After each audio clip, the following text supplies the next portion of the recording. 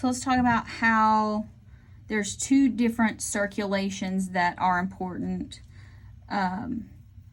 circulation groups. So pulmonary circulation refers to the blood flow between the atria. So from the right atrium, the right ventricle, out to the pulmonary trunk, to the lungs, back through the pulmonary veins to the left atrium. So what's happening here?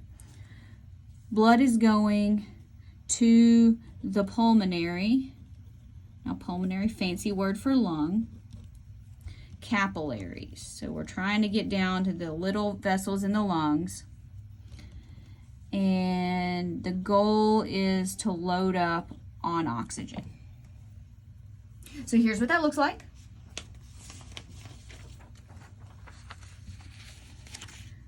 We have blood coming into the right atrium, deoxygenated through the right AV valve,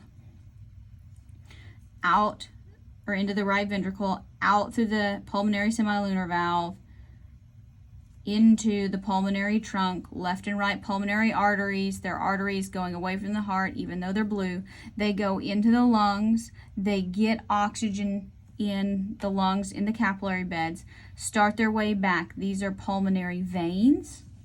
So even though they're veins, they are red, and they go into the left atrium. So this is just kind of from atrium to atrium in the heart, going to the lungs. Now, systemic circulation. This is going from left atrium to right atrium. So how that happens is it goes all the way through the body. So this takes a little bit longer.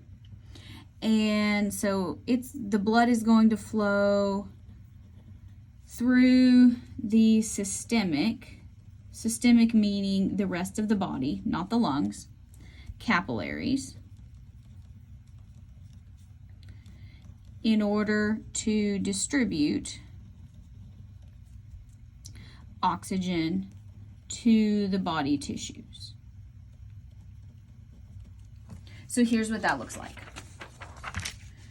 This is blood going from the left atrium down through the left AV valve or the bicuspid valve or the mitral valve into the left ventricle, up and out through the aortic semilunar valve into the aorta. And then the aorta is going to split up and down and go through the systemic capillaries, top and bottom of the body. And then it's going to make its way through veins back to the right atrium, top and bottom. Both of these drain into the right atrium.